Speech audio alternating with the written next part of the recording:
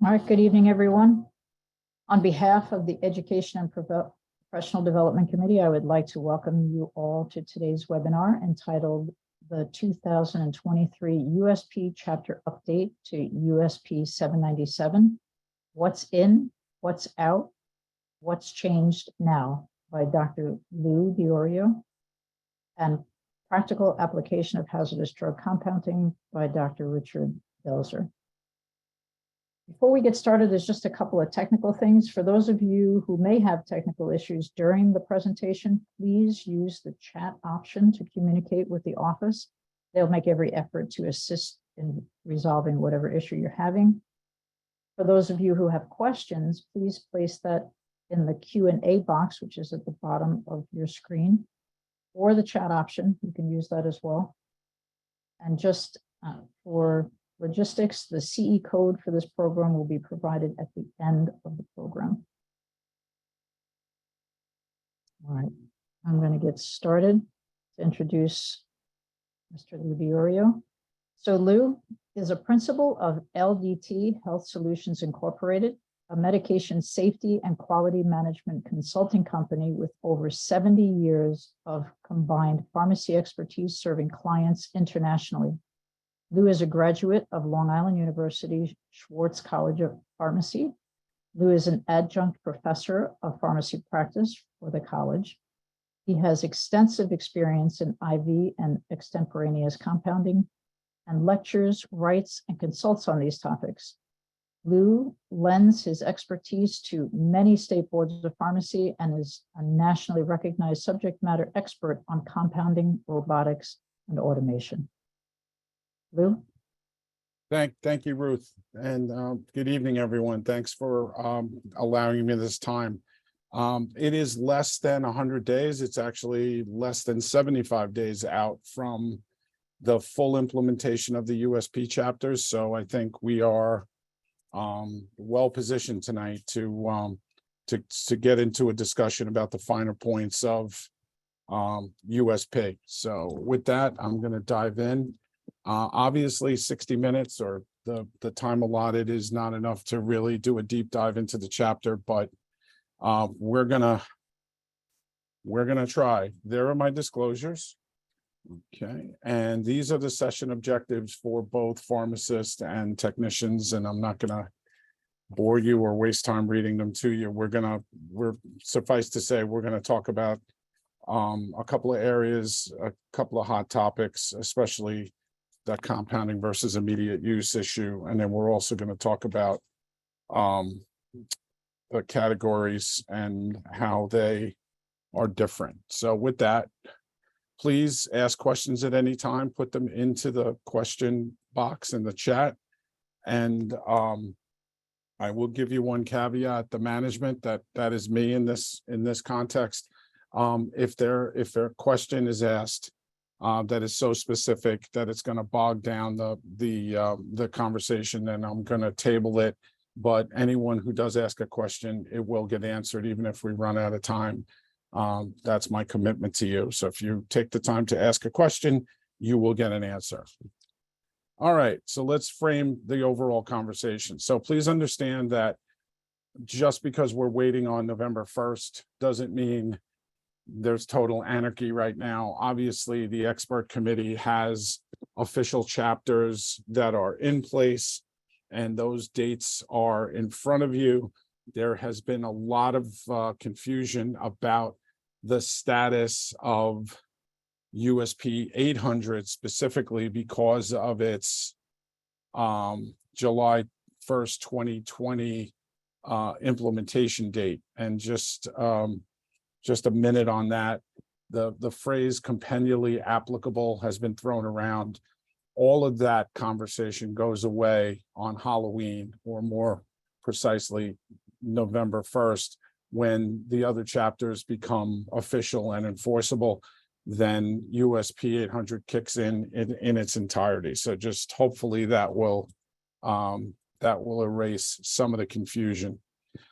So with that, I'm going to talk right now specifically about sterile compounding. One of the things that someone as a scholar of the chapters from their inception has been the change in format, the change in layout of the individual chapters. And USP 797 specifically has always been very prescriptive, but not overly descriptive. And that has always been the problem with the chapters. And the USP committee has tried to harmonize and standardize all of the chapters that you see on your screen: sterile, non-sterile, the handling of hazardous drugs, as well as our friends, anyone who's listening in tonight who's dealing in radiopharmaceuticals. So all I can say is that they've done a pretty good job. The concepts and the language, the concepts and the language in the chapters are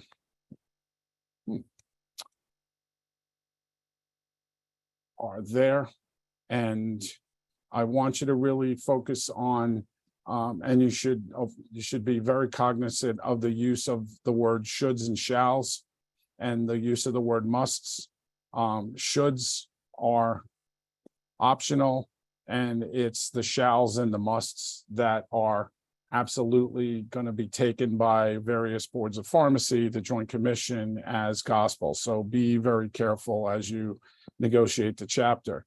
The other thing that you need to understand is that the answer you seek may not be within a single chapter. So if you're asking a question about a non-sterile hazardous compound, you may have to refer to both 795 and USP 800 to get a full and complete answer. So be aware of that.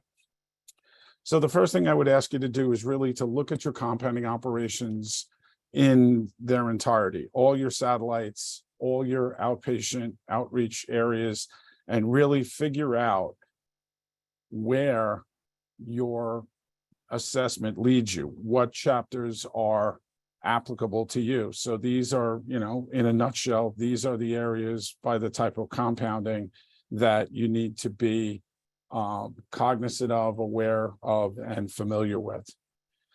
A way to really think about it, or the way I think about it, is to sort of put it in your head as the 3 Ps, right? The road to compounding compliance is looked at in my head as the impact on people, the impact on places, and the impact on practices, right? So it's training, it's environmental, and it's policy and procedure. Can you create a sufficient level of control so that you can safely manipulate these extemporaneous compounds from one end of the spectrum and get them to patients safely? So that's really the way I kind of, put it in my head. So with that, I'm going to run down what I think are the highlights of the new chapter. And in no way is this a complete list, but these are, to me, the biggest issues. So this is where I choose to plant a flag. So be very aware that the medicines intended to be sterile, the definition of the products that are, the preparations that are covered by this chapter has changed. So you'll see, obviously, injections, infusions are included. Any irrigation that enters an internal body cavity has to be sterile. However, the chapter has moved, or I'm sorry, the USP committee has moved out of the chapter. Irrigations for the mouth, rectum, and sinus cavities are no longer required to be sterile. So those would have been moved over to 795. So just be aware of that. And any aqueous inhalation preps continue to be on the sterile list, but you really need to look at your formulary and make sure that you have accommodated these changes. Okay. Major revisions. Okay, so there is a change in the definition of compounding. And one of the things that we need to be very aware of as pharmacists in New York State is that if you were to look at USP, if you were to look at the state statute, if you were to look at the DEA, as well as perhaps public health law, all of the definitions of compounding don't always perfectly align. So with the USP's change in compounding, what they've done is they've actually carved out what they like to call administration. So they have created this haven outside of the chapter for immediate use preparations, which I'll get into in a moment. Another major revision is that just like risk levels 1, 2, and 3 in the dark ages of ASHP, low, medium, and high risk levels have now gone away. And we're going to start to talk about the 3 categories of compounding, categories 1, 2, and 3. And we'll talk about that in a few slides.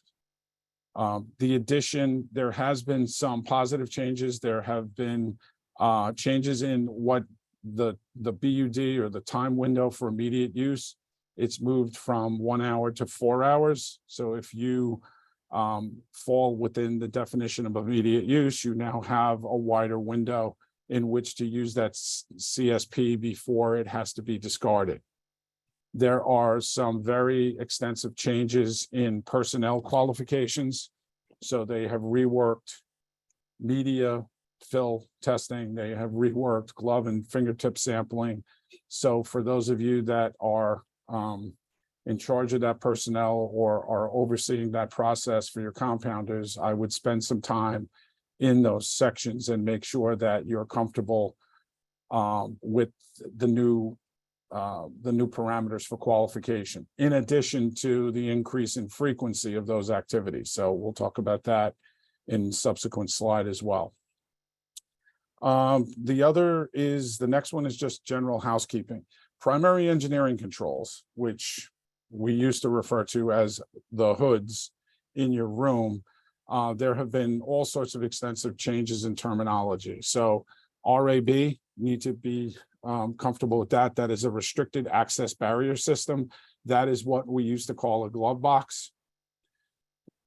The term isolator has been more precisely defined within the chapter. So basically, for those of you who think you own isolators, you probably own a glove box, which would be considered a restricted access barrier device.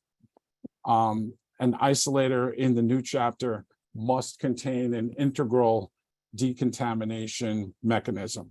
So there are newer isolators, true isolators, that have sort of the equivalent of a large K cup to use within a sterilization mechanism, and will gas itself usually with VHP, vaporized hydrogen peroxide, or chlorine gas, and that is a true isolator. You'll hear the term IV laminar flow zones.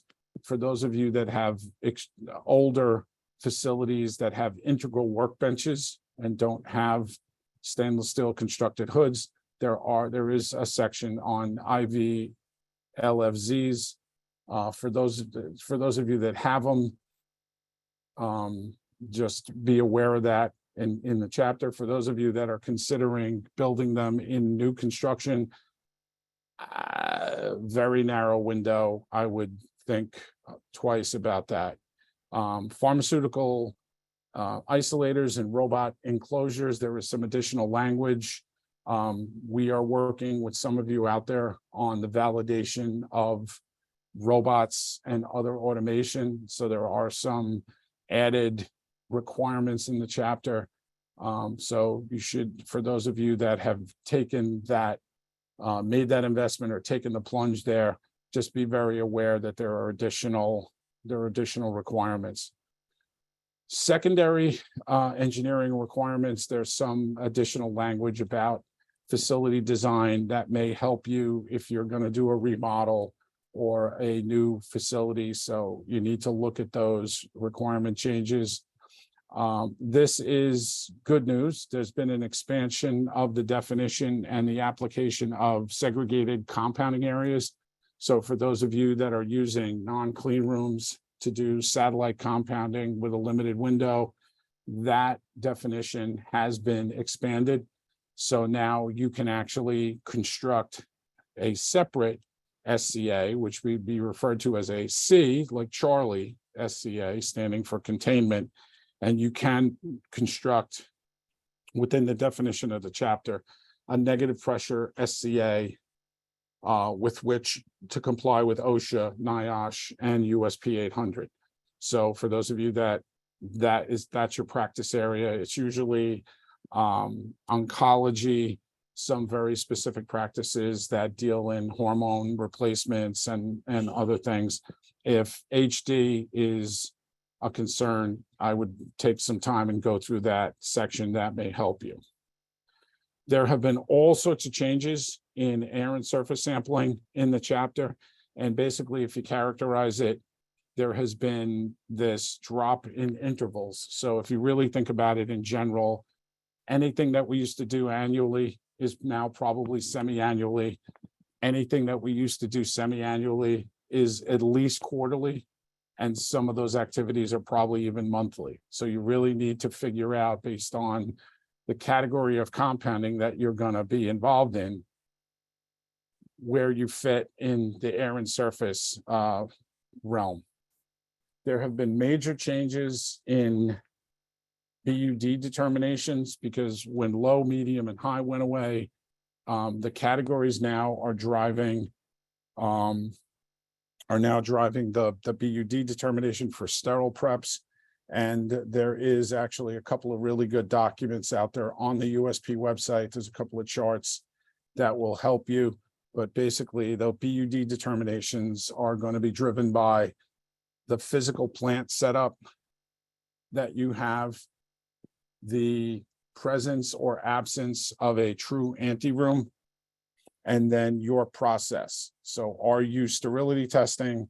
And then finally, what are the starting materials? So all of those things together will drive your BUD determinations. Okay. The next major difference between the old chapter and the new is there has been this bifurcation of the terms quality assurance versus quality control. And pharmacists in general and compounding pharmacists specifically have abused these terms over the last few decades and have sort of blended it together and used them interchangeably. We can no longer do that. If you look at the chapter and they're talking about quality assurance, they're talking about the actual system, right? What is your program? What is your system? How are you assuring quality? Quality control is the collection of samplings, sampling data, testing data, and the documents. That is actually the data. So quality control speaks to the data, and quality assurance is the system. So as you read through the chapter, if you lose sight of that distinction, you will get really confused as you rattle through the chapter. So be very careful of that. And then finally, there has been an expanded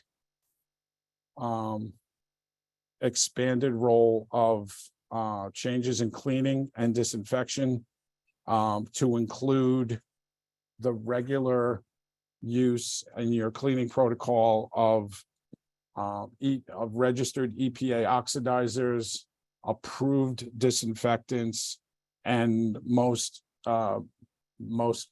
importantly, the regular use of a broad spectrum sporicide. So I would really look through those sections, make sure that your policy and procedure and that your cleaning protocols reflect that new thinking and the inclusion of these new agents. For those of you that are out there that are just simply using sterile IPA to clean everything, you are woefully inadequate. So just make sure that you go through there and really look at your processes as they exist today, compare them to the chapter recommendations, and get them in alignment as quickly as possible. And for those of you that don't do all of your cleaning and allow that to be done by environmental or other departments in the hospital, yes, you are still responsible for the activities of that personnel and the training of those personnel. So be aware of that. Next, we'll move on to the biggest change in compounding documentation, and this is really outside of your IT systems. You know, this is independent of your IT systems. The chapter for a compounded CSP requires that you create a master formula document. So it's basically a complete and detailed recipe of how you get from the starting material to the finished prep that's ready to be checked and labeled and get to a patient. Those master formula documents must include sufficient mixing instructions and warnings so that anyone who picked up that document with minimal training could recreate and control the process and get a safe CSP to a patient. So it needs to include things like, what are the release criteria? Do we have to sterility test this? Is there a pH test involved? Did we check it for particulate matter? Have we validated, have we checked the container closure system for leaks and impurities? Have we looked at it? And even to the point where it should include a physical description of what the prep should look like. Should it be a clear solution? Should it be yellow? Is it a suspension? What does it need? What does it need to look like? And so that way, if a new employee comes along, they will, if that description doesn't match what they have in their hand, that would be the first red flag to stop the process. That document is actually a version of the next document I want to talk about, which is the batch record. So if you really think about it, simply stated, a batch record is a master formula document that simply includes all the lots, expiration dates, and manufacturers that were represented on the master formula document. So that's 2 seconds on those documents. Okay. Going along, rattling along here to talk about the changes. There are now specific practices and special sections inside the new chapter on things like repacking and repackaging. Allergen extracts have their own sort of carve out inside the chapter. And there is a section on analogous blood and the manipulation of blood-derived or other biological materials for those of you that are engaged in that. I think the chapter is very basic in this area, and the chapter does default to other agencies like the Department of Health, the CDC. So if you're engaged in those practices, 797 is simply a starting point. There is a whole lot more regulation that goes behind the manipulation of those products for obvious reasons. Okay. Now, the chapter redefines, as I said previous, redefines administration and preparation if that activity is contained within the patient package insert or the approved labeling. And if you are inside that approved labeling, what you're doing could be outside the scope of 797, which would mean 797 doesn't apply if certain conditions are met. And I do have a subsequent slide that I want to show you to really slice down on that. But there is a path so that for those of you especially that have the busier IV rooms, to offload some of this volume back up to the units and balance your workload and your staffing. Okay, the chapter revises the provisions for what constitutes immediate use.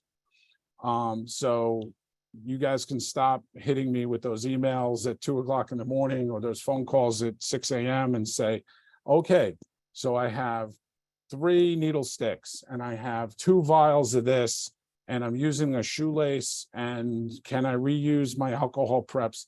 This is really direct. It is no more than 3 different sterile products, which means if you need 2 vials of Rocephin and 1 vial of lidocaine to put that together, that is only 2 items.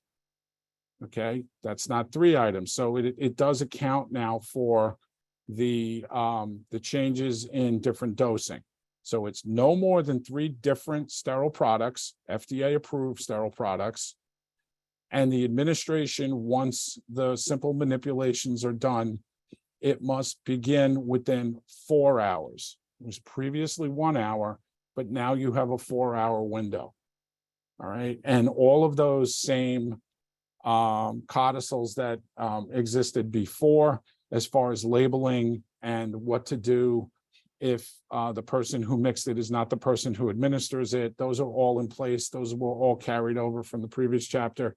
But the big change is 3 different sterile products in any quantity, and the window has gone from 1 hour to 4 hours.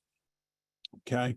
Again, low, medium, and high are now gone. So for those of you that are responsible for the maintenance of your policy and procedure manual, I would start there. All references to low, medium, and high need to be scrubbed out of your manuals, and you need to figure out what category you're talking about as you roll through your manual. Because I think any Joint Commission inspector or any Board of Pharmacy or OPD inspector, if they see old terminology, they are going to know that your manual may not be as up to date as you claim it is. So be really careful. And then finally, I just want to say obviously there is a carve out for radiopharmaceuticals, and just all of that information is in USP 825.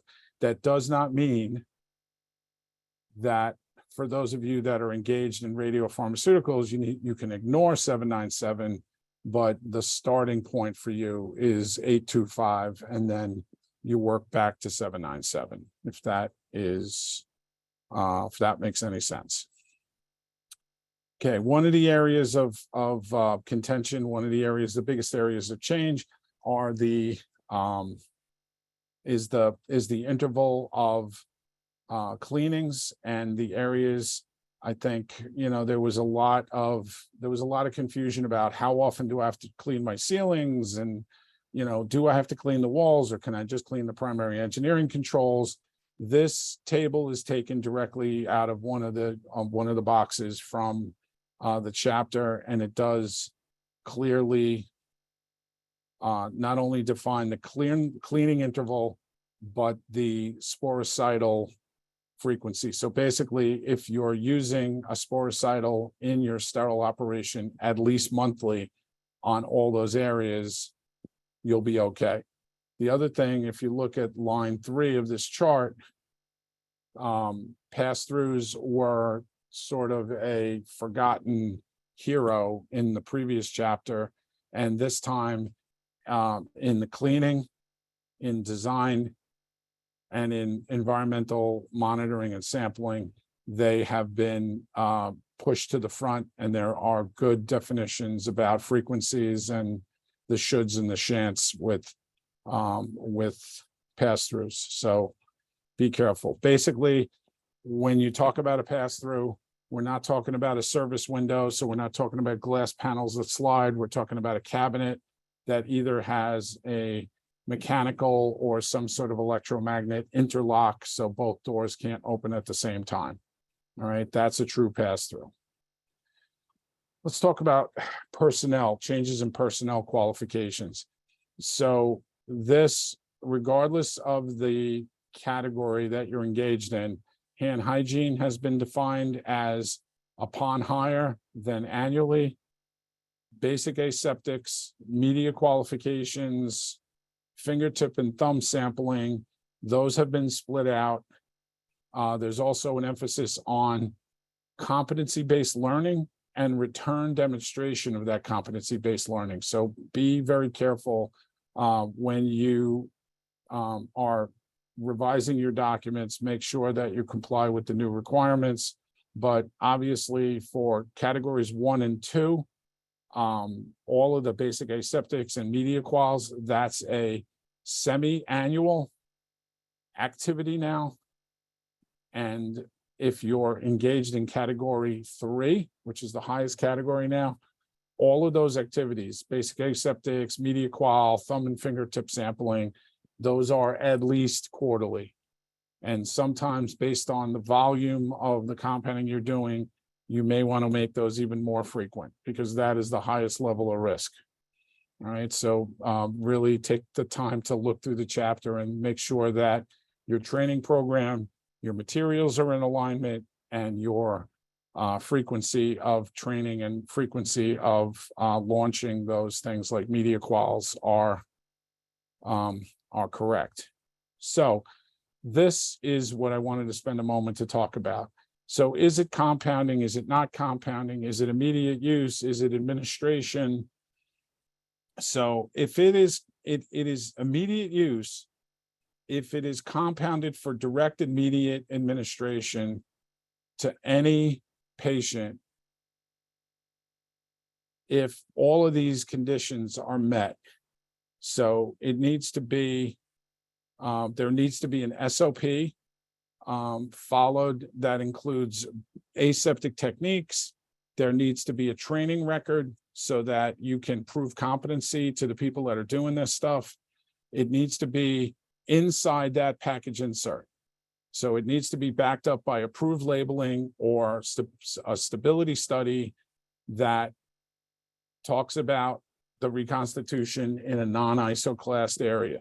It can't be greater, and this is different than the previous slide where we talked about 3, can't be more than 3 FDA products. It can't, anything, any residual containers, any started vials, any partial packages have to be discarded. So they can't be carried over from your last prep to this prep, and certainly can't be carried on from this prep to the next prep. And administration must be started within 4 hours. So it is, you know, you can do 3 distinct FDA products in any quantity. You need to start that administration within 4 hours, and you need to make sure that you're consistent with the labeling requirements. So if it's protect from light, you got to brown bag it. If it is, you know, refrigerate until it's hung on the patient, that needs to be accommodated. So the preps that are the most suitable for this are the ones that contain compounding or mixing instructions inside the labeling, and you follow that. So if you're using a 1 gram vial of antibiotic X and the dose is 1 gram, you use a diluent and that drug, it's less than 3 FDA products. If there's specific mixing instructions inside the package insert, you need to follow those. Then it would not be considered compounding. That would be routine administration. And this is becoming nationwide, this is becoming a topic of great interest.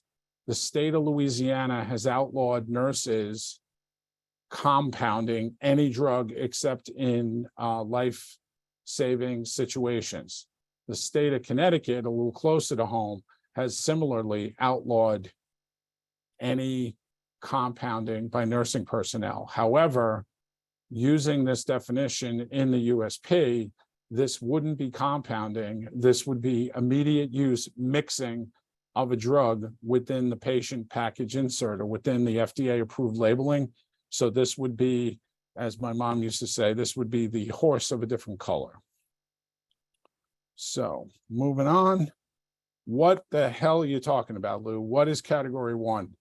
So category 1, the basic definition is a primary engineering control inside either a segregated compounding area or a true clean room, an ISO 7 room. And if you have that configuration, then you can assign things a 12-hour or less BUD at room temp, or 24 hours or less, depending on the drug itself, when refrigerated, and only if compounded in accordance with the other category 1 requirements inside the chapter. And one of the things to remember is, if you're inside category 1, there is no requirement, because category 1 is all FDA approved starting materials. So there is no question about the sterility, or there shouldn't be question about the sterility of the starting material. So therefore, no requirement for sterility testing or endotoxin testing is required. Category 2 is best remembered as the road to category 2, or the only way that anybody on this call is going to get to category 2 is through an anteroom. So you need to construct a true anteroom. And in New York State, the requirements are, right, a buffer room can be no less than 100 square feet. However, the anteroom is really left up to available space, but there are setback and distance requirements, like the distance from the sink to the door of the buffer. So there are limits to how small you can make your anteroom, but there is no prescribed square footage currently inside state regulations. But if you construct a buffer room of at least 100 square feet and put an anteroom in front of it, your BUDs can be up to 4 days at room temp, 10 days when refrigerated, 45 days when frozen, but there are requirements for sterility and endotoxin testing based on how far you want to push that BUD assignment. And that is contained within a table in the chapter. So table 11, you need to check that, and that will give you an idea of what the requirements are. Okay. And anything else that I may have left out of this slide inside the chapter that is directly pointed to category 2, obviously you're responsible for. So it's the gowning, the gloving, the hand hygiene, all those things. Here are the limits for category 2. And this is why, in large part, that the chapters were delayed in being released, because there are, so if you try to equate low risk with, category 1, and then you look at medium risk used to be 30 hours at room temp, 9 days in the refrigerator. Now it really is driven by the limits of category 2 are really driven by the physical makeup, the absence or presence of that anteroom, and then whether you're going to terminally sterilize and sterility test the prep that you are creating. Whoops, sorry about that. So aseptically processed without sterility tests, you're talking about 1 day at room temp. You're talking about 4 days in the refrigerator, and you're talking about 45 days frozen. So instead of 4, 10, and 45, it is now 1 day, 4 days, 45 days. So there's been a precipitous drop in the BUD. The other caveat, and it really takes some reading in the chapter, is that the USP no longer considers cold filtration to be terminal sterilization. So on this chart where I'm using the term terminally sterilized, that means that you must expose the final prep to some sort of heat or irradiation. So whether it's steam or whether it's wet or dry heat, the prep has to be exposed to some heat for you to claim terminal sterilization. With rare exception, can you use any more filtration as terminal sterilization. So for those of you that are making some more sophisticated compounds, you really need to look at this prep by prep to see if you're complying and to make sure that your BUDs are aligned properly. Category 3. So start with category 2, anteroom, clean room, and then you have to add all the requirements for category 2, as well as burdens for total sterile garb, right? So in category 2, you do not need a bunny suit. You do not need a sterile bunny suit. In category 3, you do. You need 100% coverage, head to toe. The use of sporicidal disinfectant agents is mandatory and further prescribed in category 3. And there's an increased frequency of environmental monitoring. So all of that stuff that we used to do semi-annually or annually is now monthly or quarterly. So you really need to look at that. And then if you're basing the BUDs assigned to things that you think you're making in category 3, you can no longer use industry references like the Handbook of Injectable Drugs, King's admixtures, or Karina Bing's extended stability books. You have to do it by direct.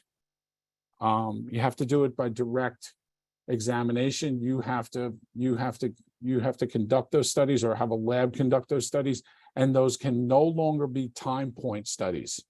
They have to be full-blown USP stability indicating method studies, which include a container closure integrity test. So there is a huge amount of shift here to get you to category 3, and there's a huge amount of cost. So I really don't have much confidence that this is going to be an area of practice that most hospitals will choose to delve into. And certainly if they do, it will be limited to one location or maybe perhaps 2 inside the entire organization, because there is a lot of cost here. And then obviously there is a batch to batch requirement for sterility testing. And if you're using a raw powder, there's also the burden of 85 testing, which is endotoxin. So this is a very complicated area. This would be the institutional version really of what a 503B should be doing. So this is going to be a very exclusive club, I think, in my estimation. This is the payoff, however. The BUDs go up to 60 days in room temp or 90 days if they're terminally sterilized and pass all those release tests. You could get as much as 90 days in a refrigerator or 120 days if you have all the additional release testing. And the chart does go to 6 months in a frozen state if you get that far.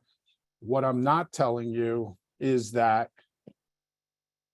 under USP 797, anything that requires a sterility test, the batch size is now capped at 250 yield units, which means 250 usable units after you can make a little extra product to satisfy the 71 testing, the 85 testing, and any other destructive tests that you're going to do like pH or et cetera. But the batch size is basically 250 in both category 2 and category 3. So that needs to figure into your math before you decide whether you're going to step up and actually spend the extra money and conduct compounding in category 3. So you really need to look at your operation in the context of an ROI for categories 2 and 3. So in brief, we now have 3 categories, no risk levels anymore, 3 categories plus 1. So remember, immediate use, administration for immediate use is no longer within the chapter. It is now outside the chapter. Categories 1, 2, and 3 are now the vernacular. They're now where all the crying is going to occur. So just, as you go through the chapter, be aware of that. And as you go and start to modify your training documents, your policy and procedure, they need to align with this thinking. So with that, I'm going to give you a quick summary. Obviously, full compliance to the revised chapters is going to require a multi-pronged approach. It's going to require your training folks, your operational folks, your cleaning folks. Everybody is going to have to get on the same page. There's also overlap with your physical plant, your primary engineering control, and you're going to have to look at your operation, and you may have to institute some workflow changes. With the drop in BUDs, are we looking at more frequent batches? Are we looking at smaller batches? What can I offload to immediate use? All of those things need to be considered. Considerations to FDA guidance, and there are 42 FDA guidances that have been issued since the New England compounding disaster, which was 2012. 11 of those speak directly to hospital practice. The two that I would direct you to first would be hospital and health system compounding under 503A. And this one, the latest update was October of 2021. This is the first revision. The other document is the in sanitary conditions guidance from FDA, which covers both A's, B's, community practice hospitals, everybody. Make sure that your policy and procedure reflect the language in that document. Consideration to, the Board of Pharmacy locally has been somewhat quiet about changes in regulation. So we do need to keep an eye on that, so that if Albany does raise the bar and brings us actually above 797, because 797, as everyone on this call knows, is the basic entry standard. It's the minimum practice standard. If Albany chooses to go over and above that, we need to respond, right? Those, always pay attention to the people that issue your license. And at the bottom of all of this, or at the top of all of it, actually is patient safety. And that's our primary objective.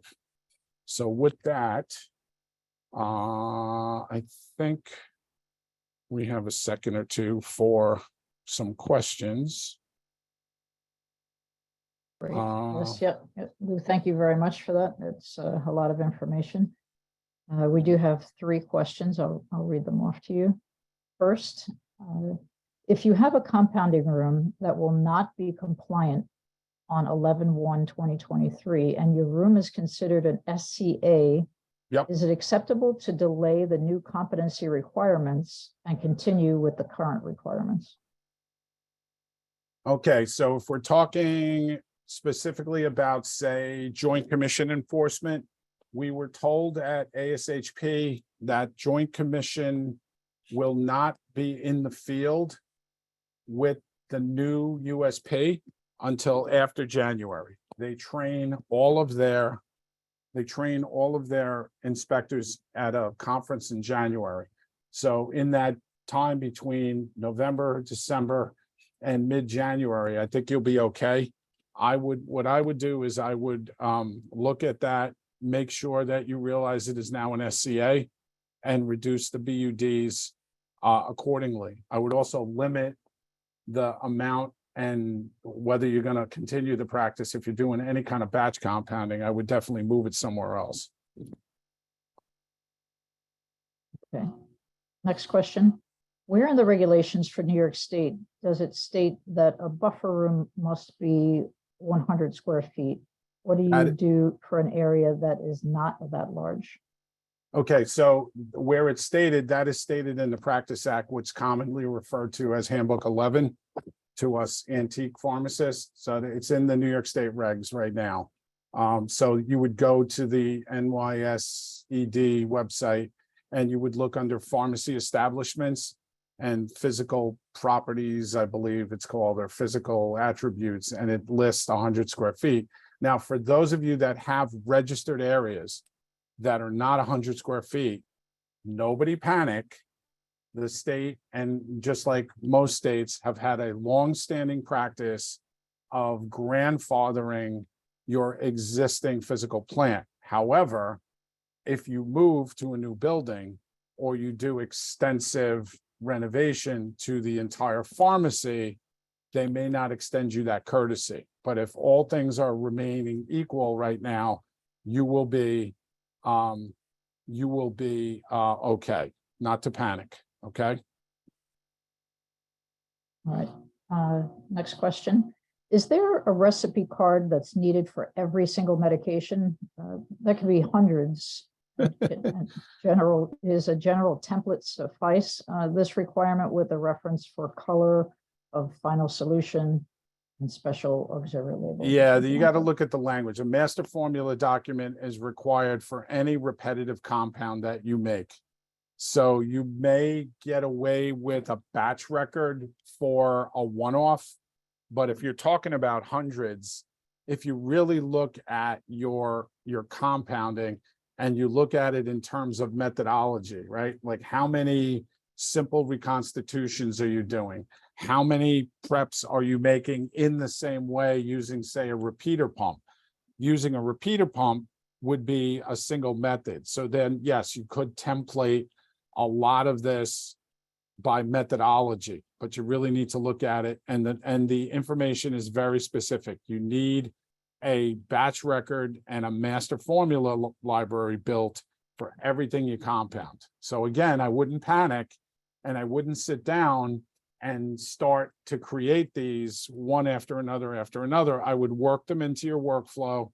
And as you're compounding, you build them up over time.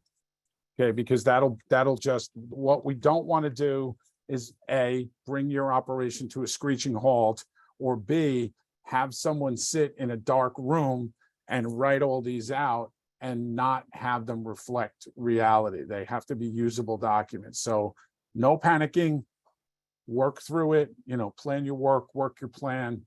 And the first starting point is anybody who's supervising compounders had better have that chapter, have downloaded it by now, and really are going through it and reading the detail of the language. My message in bringing you those terms was to really be aware that the language is meaningful, the shoulds and the shalls. What is a RAB? What's an isolator? You really need to get into that detail. Otherwise, you're going to lose yourself in the chapter. So be very careful. All right. And with that, I will give it back to Miss Ruth. And you guys are, it was a pleasure to act as the warm-up guy for Dr. Dilzer. He's a really, not besides being a nice human being, he's a really knowledgeable fellow. So you guys are gonna love his presentation. I was just a comic relief. Thank you, Lou. There are some additional questions for those of you who put them. We will answer those questions, and those will be posted. Yep, you'll get an answer, I promise. All right, thank you, Lou. Richard, if you want to share your slides, I'll introduce you.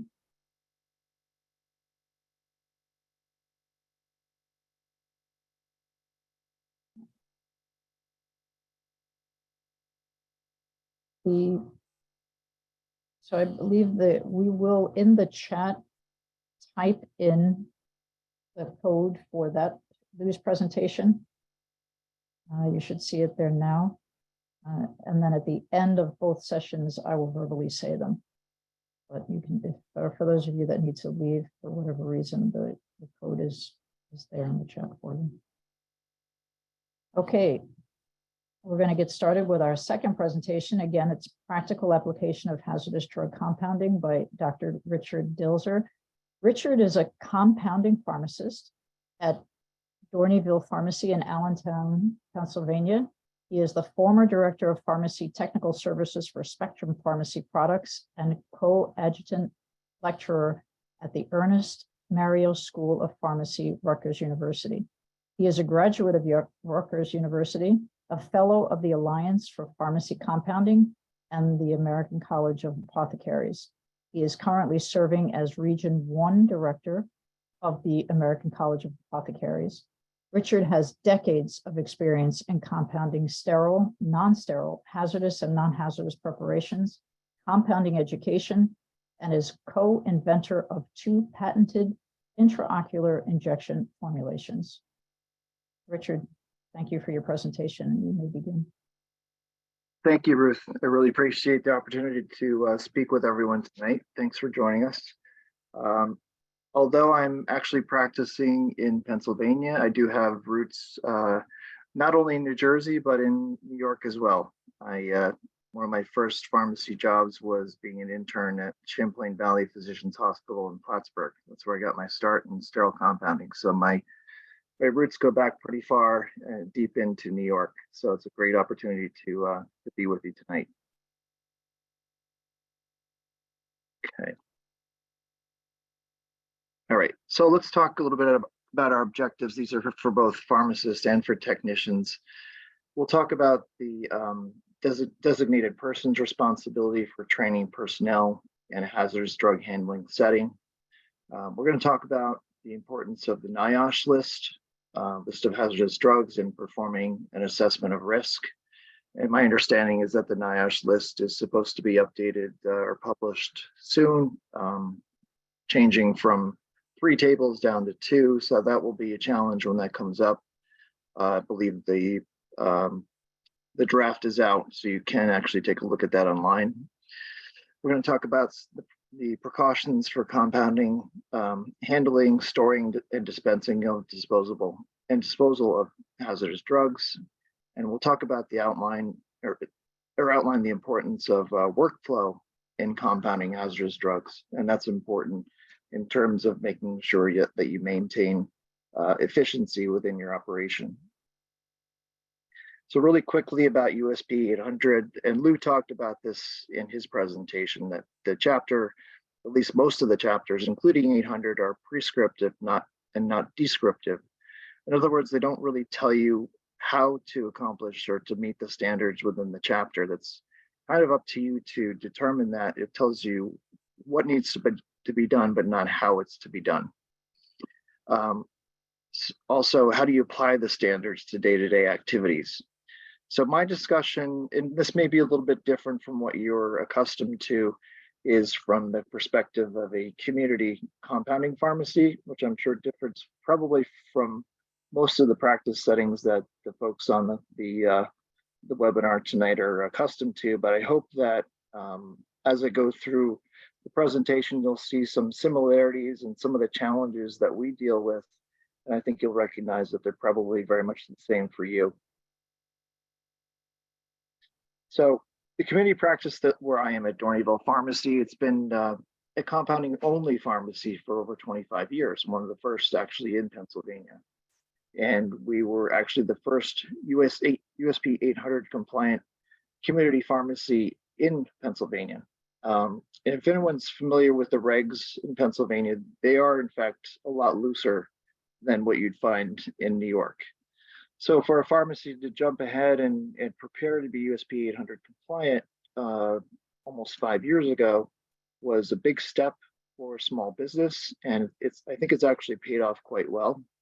And if you look at the Pennsylvania pharmacy regulations, it's one of those states that just assumes that, or they actually have this written into their regs, that we have, as compounders, we have to comply with any current USP 800 or USP chapter standards. So that's going to be effective on November 1st, that we actually have to be 800 compliant, but we have been for quite a while now. As far as the facility, we have 250 square feet of non-sterile hazardous area, including a CSEC room, which I'll show you some pictures of. We have about 50 square feet of sterile HD compounding that we have. We are PCAB accredited, also ACHC accredited in 2018. That happened actually before I joined the pharmacy. We were then reaccredited in 2020 and 2023 with hazardous distinction. So I don't think it's as robust of an accreditation as JCO per se, but it's certainly nothing to sneeze at. It's actually quite an involved process. In terms of the staffing, we have 3 pharmacists, 2 non-sterile HD technicians, about 5 non-sterile technicians, 2 that do sterile and sterile HD technicians, and we have some customer service folks and human resources, etc. So all in all, about 15 individuals in our community practice. So what you're looking at here is our sterile hazardous area. And what I'm pointing to right there is our negative pressure room. You can see the biosafety cabinet inside. On the right is just a closer view of that area. It's pretty tight in there. And but we don't do a ton of HD sterile compounding. We certainly don't do oncology. It's not something that we work with. And I'll show you I'll give you some examples of the type of hazardous sterile compounds that we prepare. This is just a view of our non-sterile HD lab from the exterior. Fairly large space. In this room, we do compounding of primarily hormone replacement therapy compounding. We do about 50% veterinary as well. So we do things like methimazole gel for cats. We do a lot of anti-seizure meds, zonisamide liquids, zonisamide capsules, all different strengths. We need all different sizes and strengths for different weights of animals. This is just an exterior view of that HD room. And then finally, on the bottom right, you can see with the open door, we have our line of demarcation within the non-sterile HD lab. Let's talk a little bit about NIOSH. So before I started, the assessment of risks were actually conducted. And what they did was they created a library or a list of all the hazardous drugs that we were working with in the facility. So we looked at the current NIOSH list, but we also looked at the safety data sheets to determine which drugs we were going to determine to be HDs within our facility. Now, we work with a lot of active pharmaceutical ingredients, unlike probably what you folks are accustomed to. We're working with powders in particular. We also do finished products, and we handle manufactured in our own compounded preparations as well. We include certain caustic substances in our HDs as well, things like acids, bases, solvents like hydrochloric acid, sodium hydroxide, phenol, benzalkonium chloride. We actually chose to store all of our HDs within the CSEC, whether it's sterile or in the non-sterile lab. It's just an easier way for us to deal with the handling of HDs. We don't have them dispersed throughout the rest of the pharmacy. So we count whether it's a manufactured preparation or a compounded finished prep. We count them and we prepare them in the HD labs, whether it's primarily the non-sterile side and dedicated counting trays. And we don't use any counting machines, which I think is actually stated within USP 800. That's something you cannot do. Let's talk a little bit about assessment of risks. As I said, we started with a list of our HDs. We review the assessments of risk annually, and we make sure that they are reviewed by and signed by the designated person, which we'll talk about in just a minute. Anytime there are new assessments of risk would be triggered primarily by revisions to the NIOSH list. Also, any new hazardous drug that comes along on the market, if we start to carry it, we have to do an assessment of risk on that particular drug as well. And we don't work with any investigational drugs, but I know, and I've spoken to Lou, I've heard him say this before, if you're working with an investigational drug and you don't know the HD status of it, you actually have to treat it as though it's a hazardous drug and comply with USP 800 in terms of how you handle that particular medication. So what I'm showing you here is a sample assessment of risk. This one was done for estriol, the powder, the API. Now this one is actually not on the NIOSH list. as you can see in our description below, we're actually treating it just like any of the other similar hormones like estradiol or estriol, for example, that or estrone, for example. So we chose to, for the benefit of our staff and in compliance with the USP 800, we've categorized this as an API that we handle just like any other hazardous material. This particular drug is clonazepam, and those of you who have worked in retail have probably handled this on numerous occasions, but we chose again to treat this just like any other hazardous drug that's stored in the hazardous drug area. We use, as I said, we use dedicated counting trays, and then we treat even things like compounded liquid suspensions as though they're a hazardous drug within the facility. Let's talk a little bit about the designated person. So as per USP 800, we have to assign someone within the facility as a designated person for handling and being responsible for the compliance with USP 800. So that person needs to be qualified and trained and needs to develop and implement the appropriate procedures. They're also responsible for ensuring competency of the personnel, also responsible for ensuring environmental control of the compounding and storage areas. And they're responsible for identifying and documenting and containing the cause of any discovered contamination. They also maintain reports of sampling and testing performed and act on the results. They also have to oversee compliance, oversee the monitoring of the facility, and also review and document review of the SOPs at least every 12 months. And that's something that we understood when we went through our survey with ACHC, is that we had to have all of those SOPs signed and reviewed, along with the assessments of risk, making sure that every single one of them was reviewed on an annual basis. So this attachment is just outlines the responsibilities, the required duties of the hazardous drug designated person. They have to complete a designed hazardous drug designated person programming for credentialing. There's a number of different ones out there from different sources. They have to create and implement the standard operating procedures, as I said, document and review the annual review of the SOPs, compliance, oversee worker competency, coordinate worker training, understand and react to the risks posed by HDs to workers, ensure environmental control in the areas where HDs are handled, and oversee and document the facility monitoring. So if you notice here, it's got places for the signature of the hazardous drug designated person, along with the pharmacy manager as well. So the designated person in our community compounding practice, we actually have two.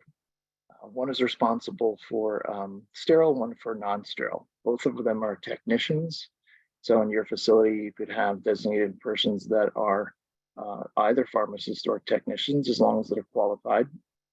The first of our DP is in sterile, and also is the designated person for sterile HDs. She has over 10 years of experience in sterile and non-sterile compounding. She just recently completed a certification course in sterile compounding. The second is a not designated person that's non-sterile HD compounding. She's got over 20 years of experience in non-sterile compounding. Both of them are certified pharmacy technicians with PTCB, and they're actually considering going for the advanced certification programs that PTCB just made available. So it's interesting to note that the state of Pennsylvania, and I'm not sure about New York, it does not require licensing or registration of technicians. They do in New Jersey. I think it's probably a good recommendation, and certainly something you can look for. All right, as far as HD personnel and training and competency and review, we conduct training in hazardous drug handling initially before each person can independently compound. And then we review the competencies annually. As Lou talked about return demonstration, we actually do that with each one of our technicians on a semi-annual basis with all of the types of compounding that they do. So we review all the HD activities, how to put on your PPE, how to receive HDs, how to handle them, where they are to be destroyed, and of course the deactivation, decontamination, cleaning, and disinfection functions, how to handle spills, and how to handle disposal of HDs as well. So we go through an initial training on compounding of each of the dosage forms as well. So we do capsules, we do liquids, suppositories, troches, creams, rapid dissolve tablets. We're doing all kinds of different dosage forms. So in addition to the hazardous drug handling, we actually go through the training process on each one of those dosage forms, and we do return demonstration activities to make sure that each of those individuals can function independently and produce a quality product in each of those different dosage forms. That's done on an annual basis. We also do potency testing every 6 months on all dosage forms using an independent laboratory. And there's a number of different companies out there. We do probably around 20 to 25 different APIs that we test in all different dosage forms, just confirming that the processes that our technicians are using are actually producing a potent product. So all of this is actually documented in each of the individuals' portfolios, and we use a compliance tracking software system that's useful not only for this, but for tracking all of the day-to-day operations, which I'm sure you're familiar with, things like checking pressures in your different rooms, refrigerator temperatures, all the competencies, and on the sterile side, all of the fingertip glove testing, media fills, etc. This little checklist actually outlines all of the HD training that we put our folks through. So they have to understand the risks associated with handling HDs. They have to be familiar with the list of hazardous drugs that we deal with. They have to be familiar with how to access a safety data sheet in the event that they're exposed to one of the chemicals that they're working with.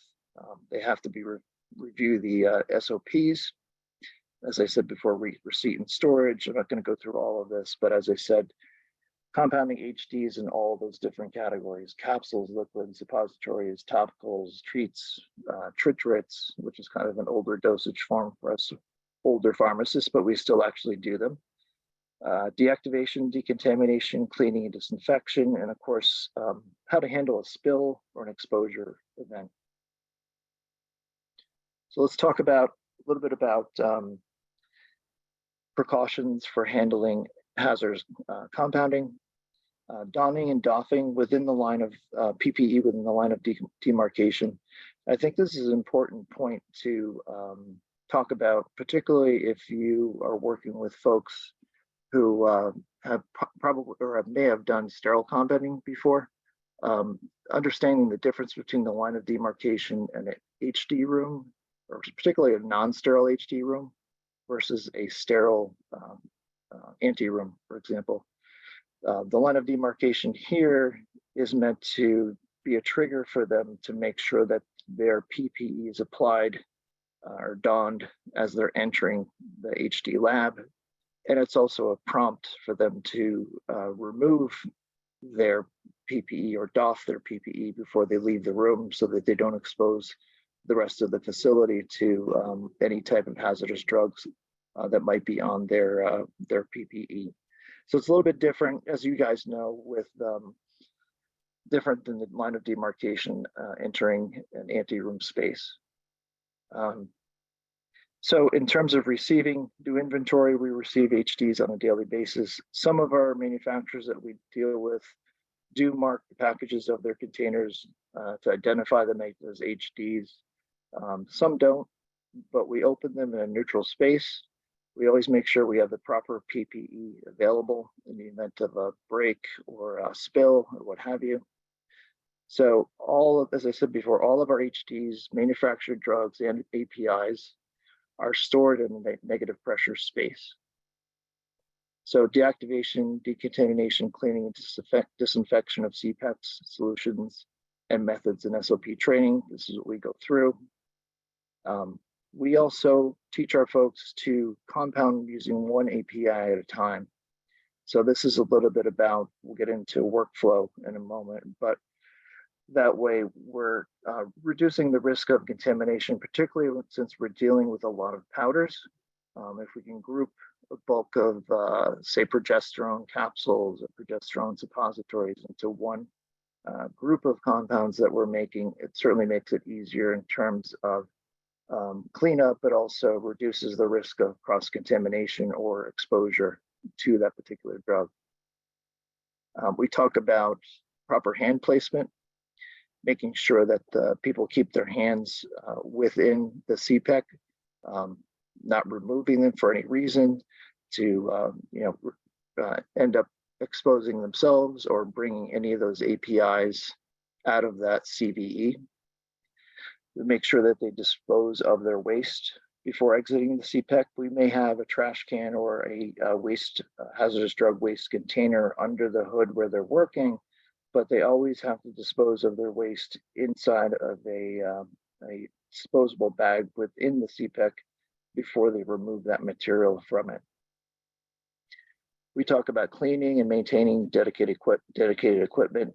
And as you guys may know, even though we're doing sterile, non-sterile, hazardous, non-sterile, and hazardous sterile, we actually have to have dedicated equipment in each of those areas that never actually leaves the room or gets transported to another area. So let's talk a little bit about workflow. We're kind of fortunate with the compounding software that we work with. It actually permits us to designate APIs in manufactured products as HDs. And what that does is it makes it easier when we create our master formulation records. As Lou talked about in his presentation, it's a recipe telling you how to prepare that particular medication.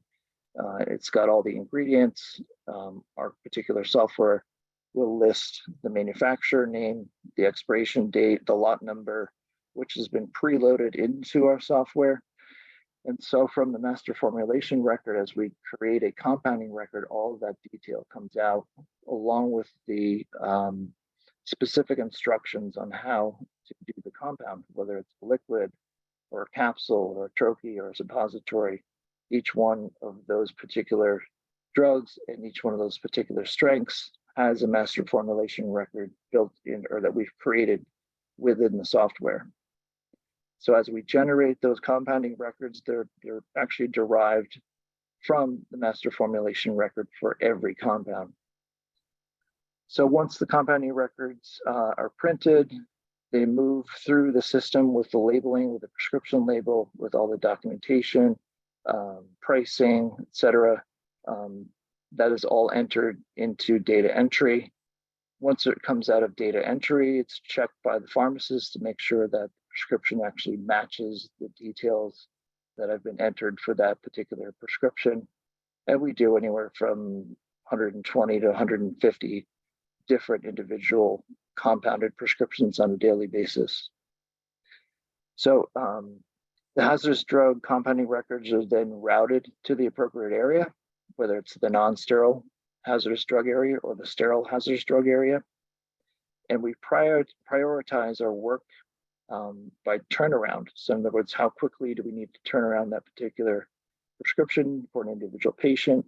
We also group them, as I said before, by API. So as I said, we'll try to do all of our progesterones at one time. We may group our biestrogens into a group. And then once we add additional ingredients, we can then move on to adding things like testosterone or DHEA or pregnenolone as we move along and try to group those particular compounds together, again, depending on how quickly we need to turn around that particular prescription. We use a color coding system of labeling in our compounding records. So the work is distributed based on our color coding system. So for example, the yellow clips are non-sterile hazardous drugs. Red are non-sterile, but also non-hazardous, so just non-sterile. And clear clips would designate sterile and sterile HD. So that work is then distributed throughout the facility, depending on where it needs to be worked on. So once the technicians and many times it's pharmacists also. I've done a lot of compounding myself over the last several years since I've been here. Finished work is placed in an HD pass-through in the case of HDs for the pharmacists to check.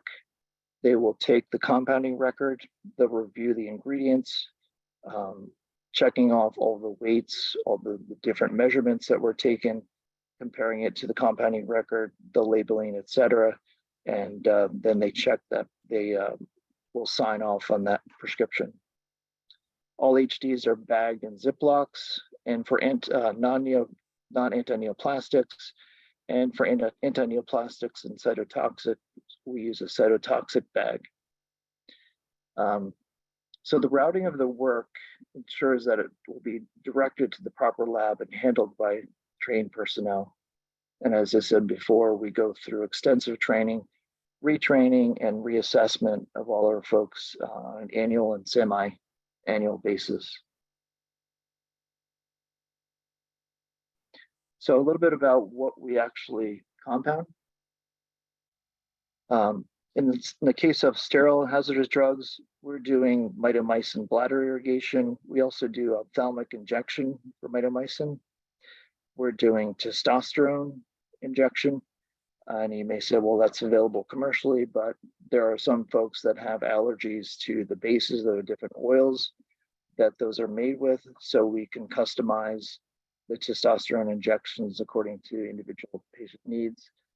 On the veterinary side, we're doing tacrolimus ophthalmic solution, as well as cyclosporin ophthalmic solution, phenol injection for nerve blocks. So we're doing both human and veterinary preparations, but again, primarily from active pharmaceutical ingredients. It's pretty rare when we do it either a sterile HD or a sterile non-HD that starts with a sterile manufactured preparation.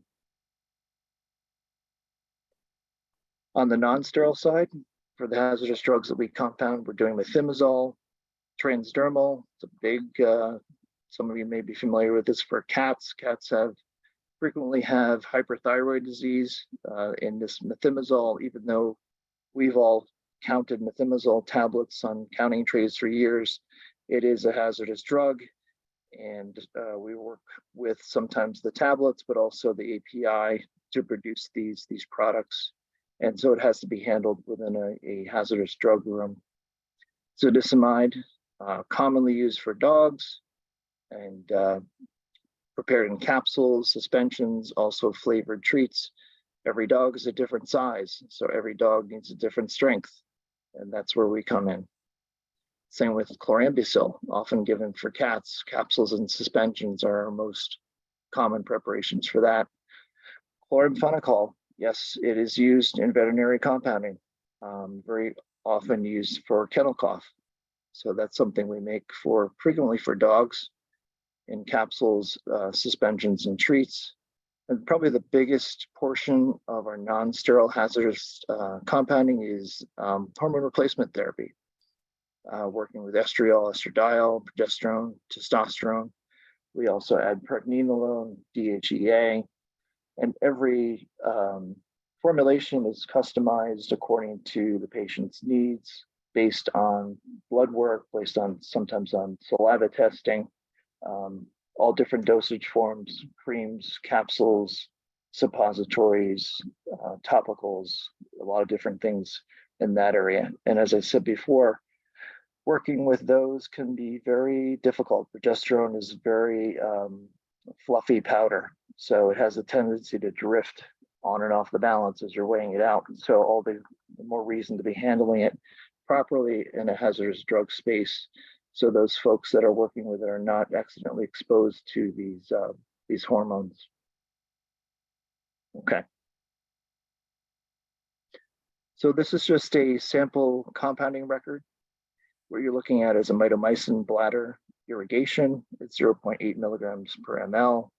We made 165 mLs. Our batch yield is 150 mLs.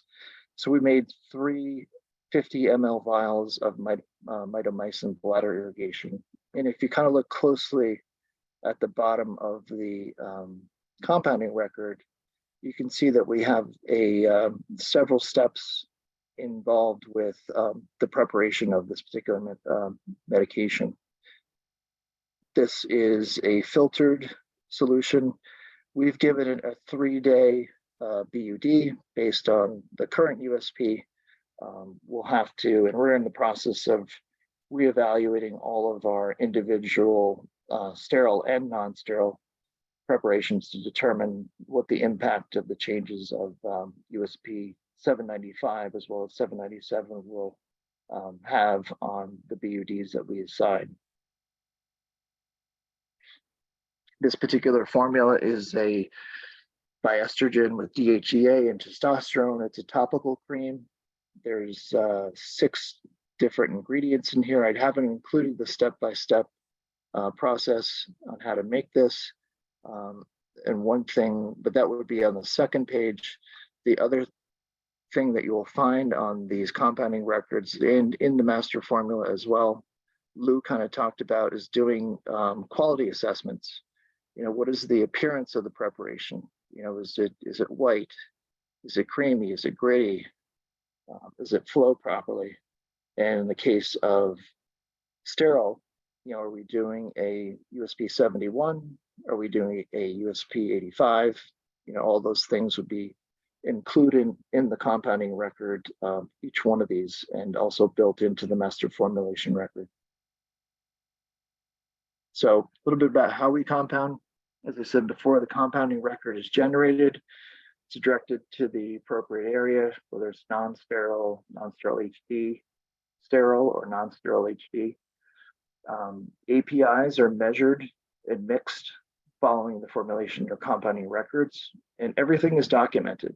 So we actually have, as I mentioned at the bottom of this, we have an audit trail.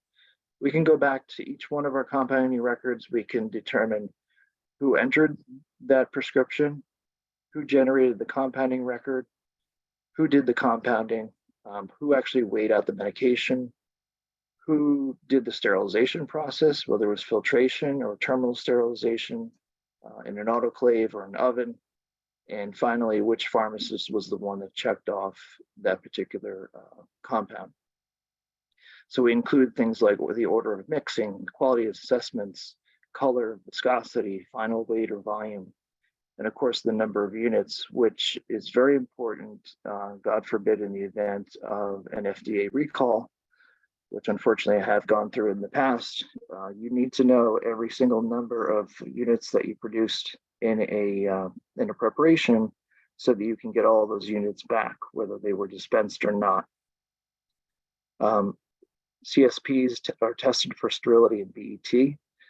We use 2 different independent labs for our sterility testing, and we do our own internal BET testing. We've set limits on all of our CSPs that we know are appropriate depending on the dosage form. Intrathecals obviously have a lower threshold, and we've established those over many, many years. The final preparation is labeled per USP and with storage requirements. As I said, all the personnel involved have to document their step in the process for an audit trail, from data entry to the final preparation. Okay, so let's talk a little bit about equipment, what we use. We have several, we have probably about 10 different analytical balances within the facility. We're constantly weighing out APIs.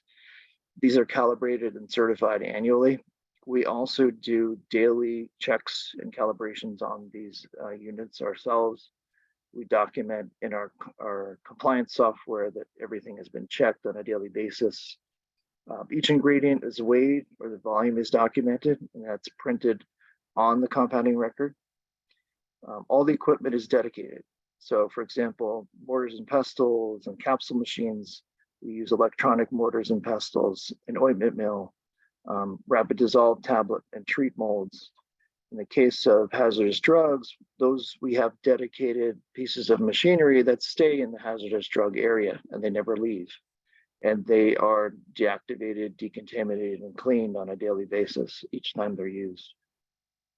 All our CPECs are externally vented, even on the non-sterile side, they are. That was just something that was designed that way. CSECs are externally vented and pressured. Pressures and temperatures and humidity are checked on a daily basis, which has been unfortunately a challenge over the summer with the rain and the humidity that we've been dealing with. Sometimes we're very, very close or right on the line when it comes to our humidity, getting close to 60% or more. That's always a challenge. So we have our HD labs, and really all of our labs, particularly the sterile, but non-sterile as well, are checked by an outside company that comes in and does the testing on the different hoods. That's performed every 6 months, regardless of whether we're in a sterile or a non-sterile area. So some additional considerations, particularly with HDs dealing with hazardous drugs.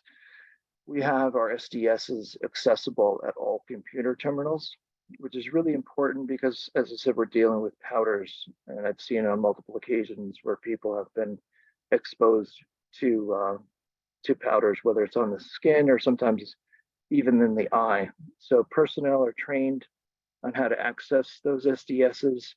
They're also trained to look or to know where to find the first aid measures that are required in case of exposure, so they know which section to look for, and they know how to read them in order to get to an eye wash station, for example, how long to wash their eye out in the case of an exposure. We also have a spill team. It consists of our sterile and non-sterile designated persons, along with our HR manager. We conduct spill drills on an annual basis, which is something I would recommend as well. And my friend Lou gave me a really good tip on this. To conduct a spill drill, what he recommends using is just a basic bottle of children's Tylenol. To spill that on the floor, open up your spill kit, and have your spill team go over, handle it according to the way your SOPs are written on how to handle a spill. So it's a cheap alternative to some of the other options that are out there on the market, just a simple bottle of Tylenol. So we have quality and general pharmacy meetings every month, and we include discussions of HD, but also any complaints, any concerns, patient concerns are reviewed, particularly in the quality meetings. We go over all that stuff, we document it, and make sure we are telling the story. If there's an issue the patient may have had, we document the story, what happened, what did we do about it, and how did we fix it. We have our hazardous communication policy is accessible at all times. It's actually in our break room. It's always accessible to any person on the team. And we have dedicated laundered scrubs for the HD team, which I think is a very, very good idea. They're not we're breaking the chain between the facility and their own residents. They're not taking their scrubs home with possible exposure to hazardous drugs to the family or to their car or what have you. So just to conclude, this community compounding practice, it meets the needs of outpatients that I feel are not met by manufactured medications or home infusion services. We're not doing some of the other things that a home infusion service would do, like antibiotic therapy, et cetera. It's a small niche, but there is a need, and I think we're meeting it quite well. The investment in the facility is very significant, as I said before, being the first USP 800 compliant community compounding practice in Pennsylvania. despite the loose regulations, I think has paid off quite well, and continues to. And we're able to help a lot of different people, particularly with the hormone replacement therapy needs that people have. So personnel training and competency reviews, those are ways of ensuring compliance with the USP standards, whether it's hazardous drugs or 797, which we talked about in the previous presentation. And as Lou commonly said, there's no substitute for constant vigilance. And that underscores the importance of the role of the designated person. So if you haven't actually assigned that responsibility to anyone at this point, certainly now is the time to do it before the chapters become effective on November 1st. So we have DPs in hazard, non-sterile, hazard sterile, and non-sterile as well. And those are my references. I know we're quite a bit early, but maybe that's good on a Wednesday night. Everyone's got the rest of the evening to relax. So I do thank you for your time. And if there's any questions, I'll try to answer those. I know this is kind of a different perspective than what you're accustomed to, but hopefully you can see some similarities with what we do versus what you do in your practice. Okay, Richard, yeah, we do have a couple of questions for you. I'll read them off to you, and thank you for that incredible presentation. So first question I have here is, how much training in OSHA and other regulatory bodies should the DP earn for that position? We don't actually do much OSHA. And maybe Lou, if you're on, maybe you can field that one from a hospital perspective. Okay. Yeah, I'm still here with you. I mean, I think that's, I think the risk management department at the hospital would weigh in about what they felt was required training. I think a good starting point is the source document that Patty Keenly and the 800 committee actually used to start to create USP 800, which is, it's been out there a very long time. It's called the handling of anti-neoplastic and other hazardous drugs in healthcare settings. It's on the CDC website. It was published in September of 2004, and it gives a good starting point. But I think there are plenty of resources on the CDC website, the OSHA website, and as well as the FDA website when it comes to 800. The other little tidbit is that anybody listening who doesn't already have a subscription to Pharmacy Purchasing Products magazine, you can get one for free at pppmag.com, and that will have a bunch of resources in their published archive, as well as it's written as a very conversational journal. There's a lot of information in there. There's a lot of reference stuff. There's a lot of sample forms, some training references as well. So I think combining all of that stuff together will get you where you need to be. But I would start with your risk management department at the hospital and see what their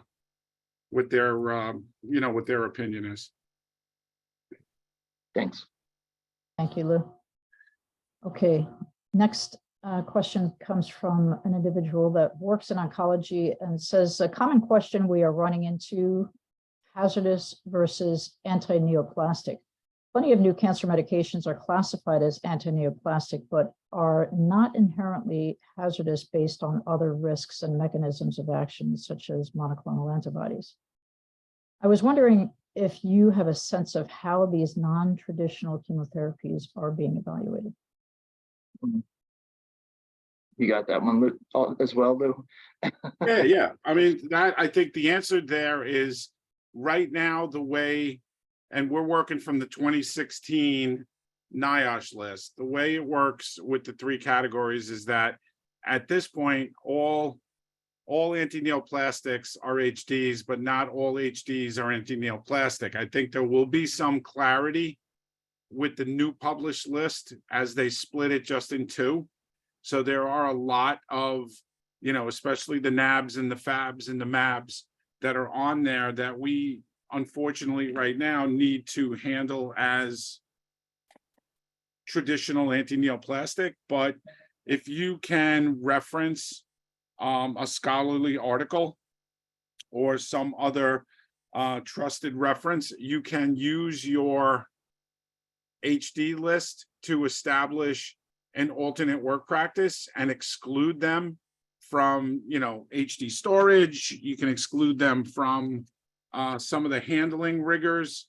So, that's a way to do it until the new list is published, and let's see where that takes us. That would essentially be your assessment of risk performing that on that particular agent. Correct. Yeah. Thank you both. Next question. For personal training, what are the different types of competencies needed? For example, written didactic modules with a test versus manager observations versus media fingertip surface sample tests. All of the above. No, if you're talking about 797, the three basic areas to cover are basic aseptics, gowning, gloving, and garbing, and cleaning and disinfecting of the compounding area. There is a requirement in the new chapter for formalized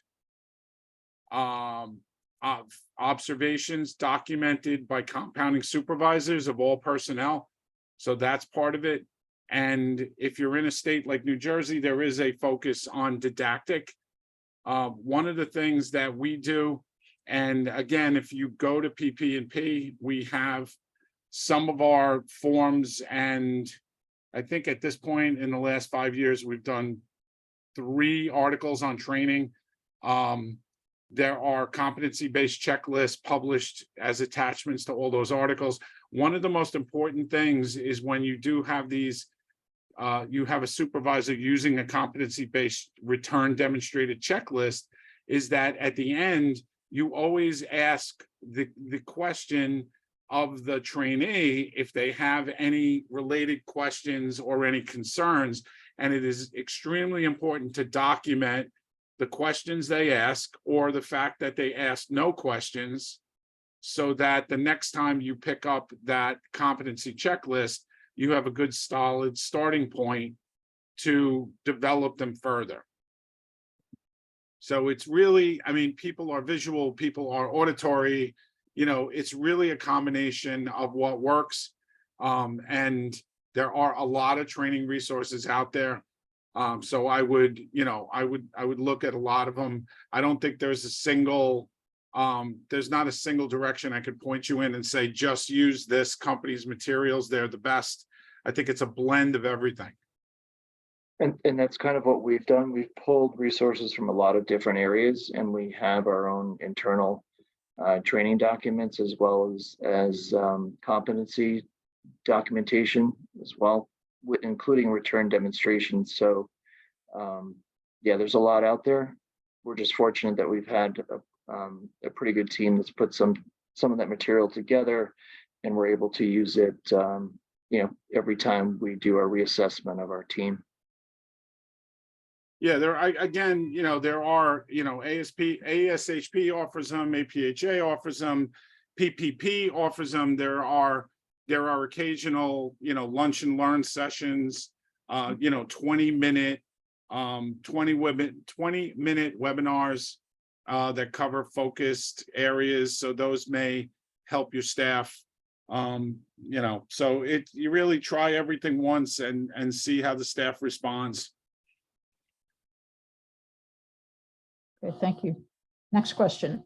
USP 800 requires documentation or deactivation of the deck in the PEC in between different compounds. How do you recommend implementing this workflow in an infusion center where the patient's appointments are not batched by drug? We would be decontaminating in between every prep. Correct. And that doesn't have to be it doesn't have to be an overly complex process. You need to deactivate and decontaminate, right? So if you really think about it and you look at your formulary, most common HD drugs respond to either bleach-based cleaners or peroxide-based cleaners. And if the particular drug that you're trying to clean up if the deactivation agent and the decontamination agent is the same chemical, then all you have to do is have a process where you can use the same chemical, but you have to apply two distinct applications. That could simply mean wetting a non-shedding wiper and wiping with a peroxide-based cleaner left to right to deactivate, and then flipping it over and using the same wiper and going right to left and it being deactivated. Doesn't have to be an overly complicated process as long as you have good technique. ITW TexWipe has some very good posters and some posted materials about the proper use of folded wipers, whether they're dry or whether they're pre-saturated, and that may help, clarify what I just said.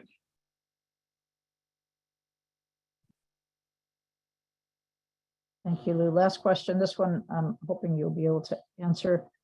It says, are you aware of pharmacy keeper program for compounding? If yes, your general opinion, do you think it's a dangerous program in terms of using? Also, does it comply with 797 to have iPad inside the hood? Rich, are you aware of Pharmacy Keeper? No. Okay, I am. It's a product that used to be marketed independently from a company in Colorado. It was taken over for a while by the Grifols Corporation, and now they were spun off and are on their own. So I would be curious for the anonymous attendee, what do they think that the process is dangerous, or do they think the practice of putting an iPad inside the PEC is dangerous? I mean, I think if I'll start from the back and work to the front. I mean, an iPad, if it's properly sanitized, if it's dedicated, obviously it's not the one you take home and you're playing solitaire on in the cafeteria. But if there's a dedicated iPad for this purpose, and you brought it in proximity to the hood, then you're dealing with your hands in and out of the hood. If you are using it inside the hood and can position it so that you're not interrupting first air, and under CETA, the Controlled Environmental Testing Association standards, you would have to put that in place and smoke test the hood to make sure that this iPad wasn't interrupting airflow. Then it's just a touch screen, the way Baker and LabConco and some of the other manufacturers have put a touch screen inside the PEC. So I don't see it per se as a dangerous thing, but you need to accommodate it, and it needs to be regularly cleaned. Mm-hmm. The other possibility is if the touch screen is sensitive enough and you really are concerned, there's nothing that says you can't drop it into a Ziploc bag and change that Ziploc bag every day, and be able to use some, pretty rigorous cleaning on the Ziploc until the end of the day. So there are ways to minimize risk if you feel that the use of their software is of benefit to you. But you have to, if it's going to be in the PEC, it's got to be smoke tested so that you're not creating problems with dead spots or interrupting the first air in whatever PEC you're putting it into.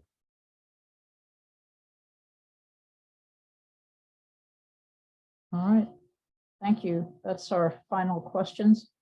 I want to really thank you, Lou and Richard, both incredible presentations. The council thanks you so much for providing this webinar.